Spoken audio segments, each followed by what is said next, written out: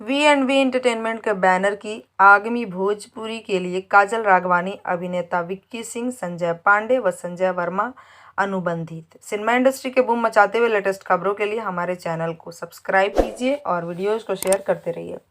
काजल राघवानी और चॉकलेटी स्टार विक्की सिंह नई भोजपुरी फिल्म में एक साथ नजर आने वाले हैं। जी हाँ, फिल्म निर्माता राजन चंद ने हाल ही में काजल राघवानी, संजय पांडे, संजय वर्मा और बतौर हीरो विक्की सिंह की अपनी अगली फिल्म के लिए अनुबंधित करके फिल्म का शुभारंभ कर दिया है। फिल्म का नाम क्या होगा, इसके डायरेक्टर कौन होंगे, फिल्म के बाकी कलाकारों के बारे में जल्द अपडेट दिया जाएगा।